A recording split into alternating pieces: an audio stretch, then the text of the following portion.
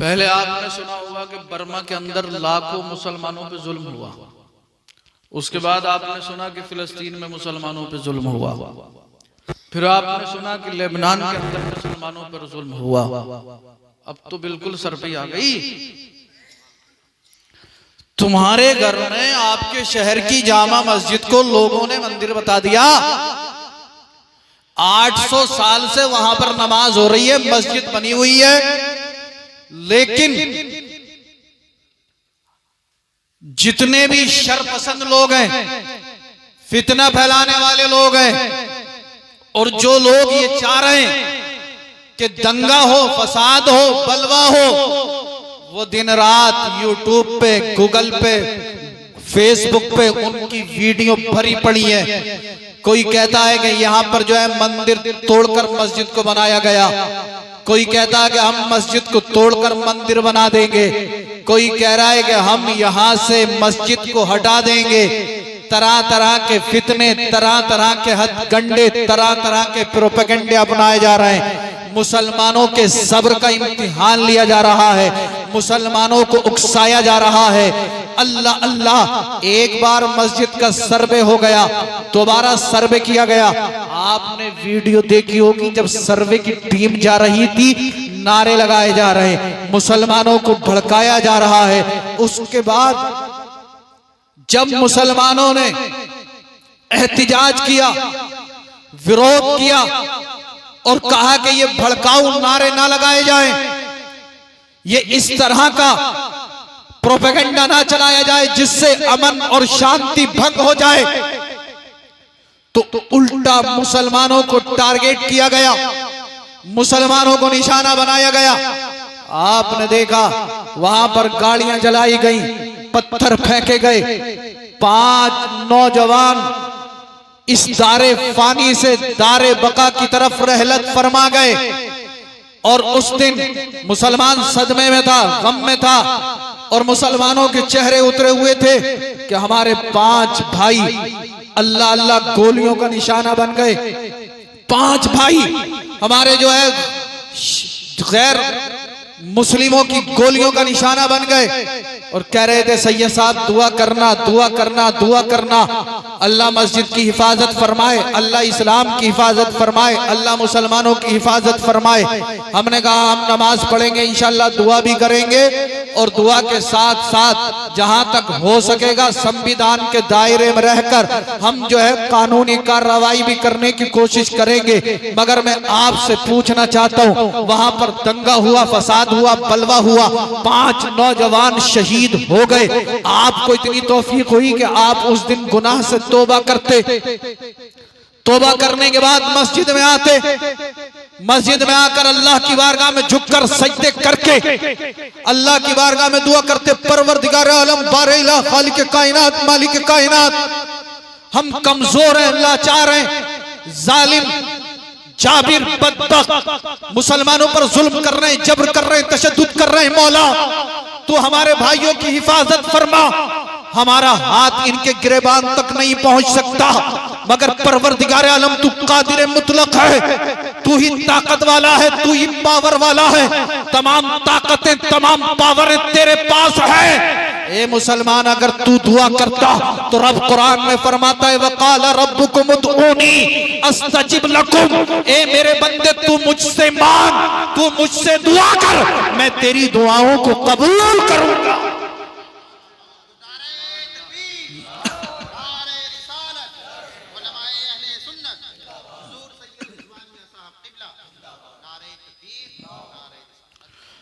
मगर ना तौबा की तौफीक, ना सजदे की तौफीक, ना नमाज पढ़ी। बस जुमे के दिन आएंगे, वो भी जल्दी जल्दी। इमाम साहब 4 रकात नहीं पढ़ पाते, ये 12 पढ़ के भाग जाता। इमाम साहब की 4 रकात सुन्नत मुकम्मल नहीं होती, इसने 12 पढ़ी और मस्जिद के बाहर।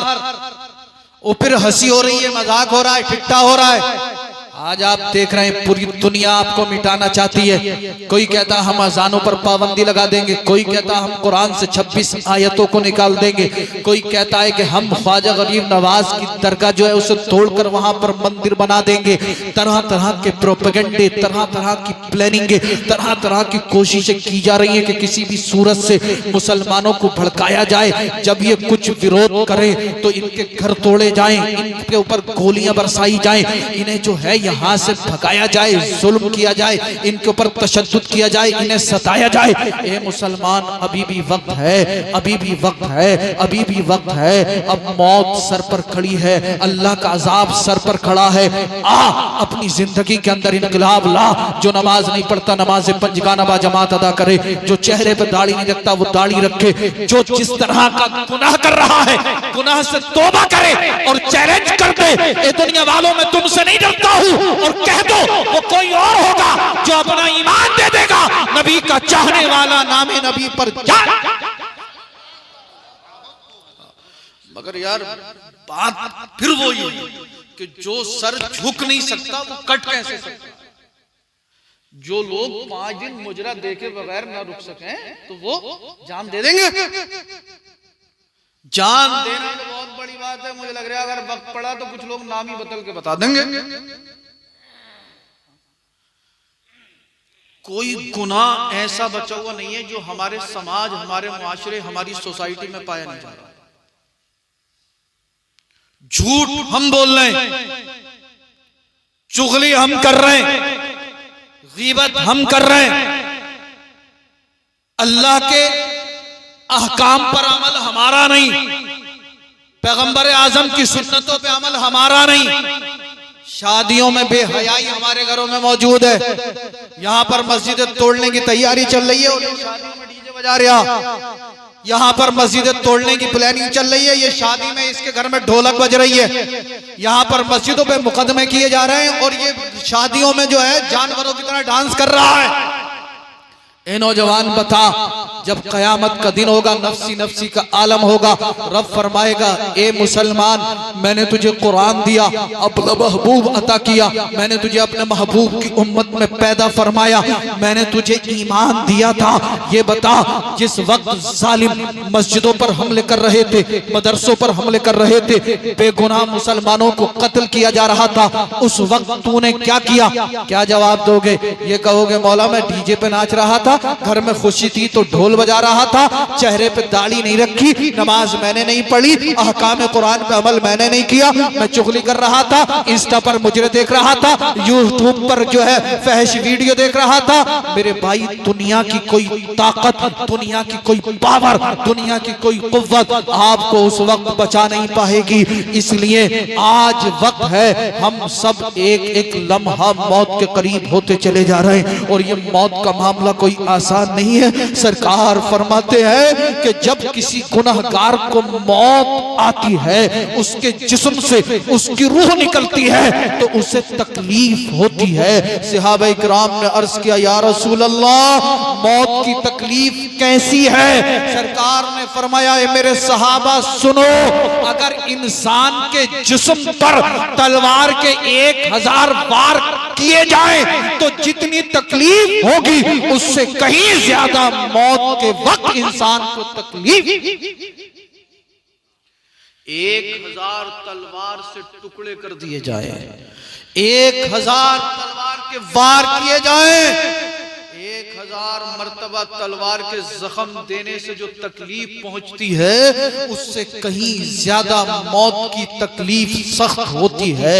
एक रिवायत के मुताबिक सरकार फरमाते, ए मेरे सहाबा मौत की तैयारी करो, कब्र की तैयारी करो, वरना याद रखना जब किसी गुनहगार को मौत आती है तो उसके जिस्म से जब रूह निकलती है ना, तो रूह इतनी सख्ती से निकलती है कि अगर कैंची लेकर उसके जिस्म के छोटे छोटे टुकड़े किए जाएं तो उसे इतनी तकलीफ नहीं होगी, जबकि उसकी रूह जिस वक्त निकलती है जितनी तकलीफ उसे जब होती है।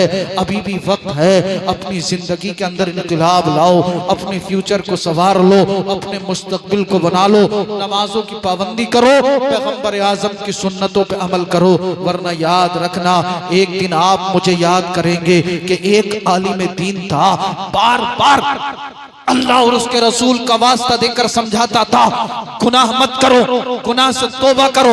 उस दिन आप मुझे याद करोगे और वो दिन वो होगा जब मौत का फरिश्ता आपके सामने खड़ा होगा, फिर आपको सब कुछ याद आ जाएगा, सारी हेकड़ी निकल जाएगी, सारे जराइम जो आपने अपनी जिंदगी में किए थे आप रोगे, गिड़गिड़ाओगे, आहो बुका करोगे, मगर उस वक्त कोई आपको बचाने के लिए नहीं आएगा।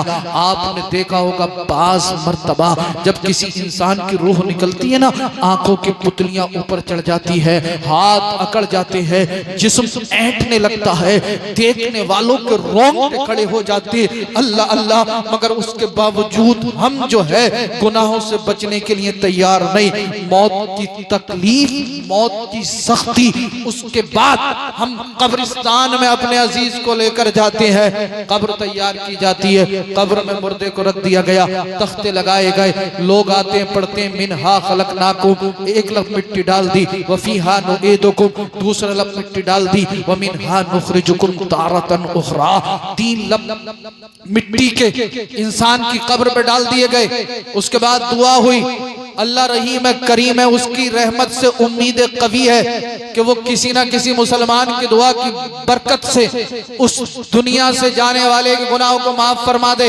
मगर अगर अल्लाह ने 1% भी पकड़ फरमा ली और उसका कहरो गज़ब बंदे की कब्र में नाजिल हो गया तो कब्र कभी कोई मामूली मामला नहीं है। सरकार फरमाते हैं जब हम अपने किसी अजीज को कब्र में रख कर आते तो कब्र उसे दबाती है, कब्र उसे दबाती है। सहाबाए किराम ने अर्ज किया, या रसूल अल्लाह, कब्र कैसे दबाती है? मेरे आका इरशाद फरमाते हैं अगर नमाज नहीं पढ़ी, अहकाम कुरान पे अमल नहीं किया, पैगंबर आजम की सुन्नत पे अमल नहीं किया, जब हमने उस ऐसे इंसान को जो गुनहगार है कब्र में रखा तो कब्र उसे ऐसे दबाती है, दाहिने साइड की पसलियां बाईं साइड में और बाईं साइड की पसलियां दाहिनी साइड में। अल्लाह अल्लाह, गौर करें, बड़े से बड़ा ताकतवर हो, बड़े से बड़ा पहलवान हो, बड़े से बड़ा कवि हो, अगर दुनिया के अंदर एक पसली टूट जाती है तो बाज़ मर्तबा इंसान जमीन पर एड़ियां रगड़ रगड़ के दम तोड़ देता है।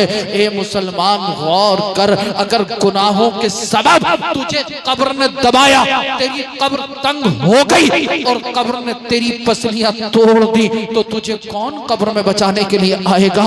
ना बाप पहुंचेगा, ना माँ आएगी, ना भाई आएगा, ना बहन आएगी। जब तू दुनिया से जाएगा दुनिया की तमाम मोहब्बतें दुनिया के अंदर दम तोड़ देंगी। हाँ, अगर तूने नमाज पढ़ी है कब्र में काम आएगी, कुरान की तिलावत की है कब्र में काम आएगी, अल्लाह का जिक्र किया है कब्र में काम आएगा, नबी पर दुरूद पढ़ा है कब्र में काम आएगा, अच्छे अमाल किए हैं कब्र में काम आएगा, सदका तो खैरात दिया है कब्र में काम आएगा, माँ बाप की खिदमत की है कब्र में काम आएगा। और अगर अच्छे अमाल नहीं किए हैं तो अगर तेरी कब्र तंग हो गई तो फिर दुनिया की कोई ताकत तुझे अज़ाबे कब्र से नहीं बचा सकती।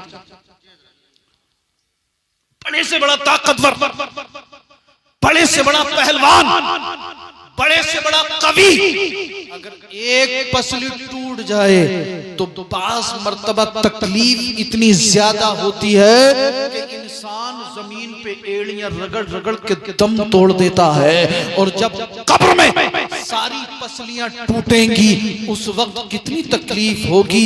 अब यहीं तक नहीं, फिर कब्र में दो फरिश्ते आएंगे जिनका नाम मुनकर नकीर है, दांतों से नाखूनों से जमीन को चीरते हुए आएंगे, गरजदार लहजे में आकर बोलेंगे, और बोल बोल बोल, मन रब्बू का, तेरा रब कौन है? ये उठेगा, जैसे ही इसकी नजर पड़ेगी तो जहां तक इसकी नजर जाएगी वहां तक फरिश्तों की लंबाई होगी और सर से लेकर पैर तक फरिश्तों के बाल होंगे। ये देखेगा, फरिश्ते कहेंगे बोल तेरा रब कौन है? अगर ये गुनहगार है तो कहेगा हाय अफसोस, हाय अफसोस, मैं कुछ नहीं जानता। फरिश्ता एक गुर्ज मारेगा, 70 गज जमीन के अंदर धांस देगा। अल्लाह अल्लाह, जरा गौर करें, एक छोटा सा पत्थर किसी के सर में लग जाए तो बाज मर्तबा इंसान तकलीफ बर्दाश्त नहीं कर पाता, तकलीफ बर्दाश्त नहीं कर पाता। कई कई इंजेक्शन लगा दिए जाते हैं, टैबलेट खिलाई जाती है, मगर दर्द कंट्रोल में नहीं आता। इंसान तड़पता है, रोता है, गिड़गिड़ाता है, देखने वालों के रोंगटे खड़े हो जाते हैं। एक छोटे से पत्थर के लगने से जब सर में इतनी तकलीफ होती है तो गौर करें, फरिश्ता तो इतनी पावर से मारेगा, इतनी ताकत से मारेगा, 70 गज जमीन के अंदर धांस देगा। तब कितनी तकलीफ होगी। अपने नाखूनों से जमीन को चीर कर फिर खींचेगा, फिर कहेगा बोल बोल बोल तेरा रब कौन है? ये कहेगा हाय अफसोस, मैं कुछ नहीं जानता। फरिश्ता फिर एक गुर्ज मारेगा, 70 गज जमीन के अंदर धांस देगा। ए इतराने वाले, ए इतराने वाले, ए नौजवानों जरा होश में आओ। अगर हम 500 रुपए की शर्ट पहन ले तो फटे फिर रहे, 800 रुपए की जीन्स मिल गई तो ये समझ रहा मुझसे ज्यादा खूबसूरत, मुझसे ज्यादा हैंडसम, मुझसे ज्यादा हसीनो जमील सैदपुर की सरजमीन पर कोई नहीं है। और शादी में 100 रुपए का चश्मा लेके फटा फिरता है, कभी पीछे कॉलर पर लटकाएगा, कभी सर पे रखेगा, कभी आगे की जेब में लटकाएगा। सोच रहा कि मैं बहुत हैंडसम हूँ, बहुत खूबसूरत हूँ। याद रखना, जब मौत आएगी तेरे जिस्म से तेरे इस लिबास को उतार लिया जाएगा। उतार कर सादा सा सिंपल सा 4 गज का टुकड़ा तेरे जिस्म पे डाल के तुझे कब्र में दबा दिया जाएगा। फिर दुनिया की कोई ताकत तुझे अज़ाब कब्र से बचा नहीं।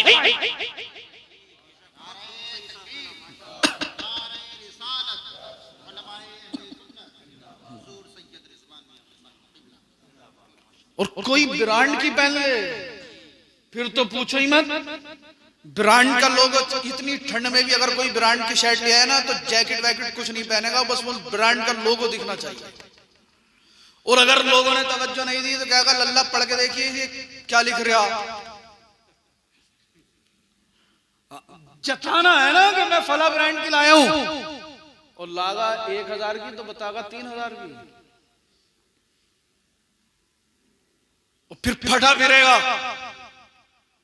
जूता पैंट ऊपर तक चढ़ा लेगा ताकि ये छुप ना जा। देखें लोग रेड चीफ का जूता, रेड चीफ का। अबे अल्लाह के बंदे अच्छा पहन।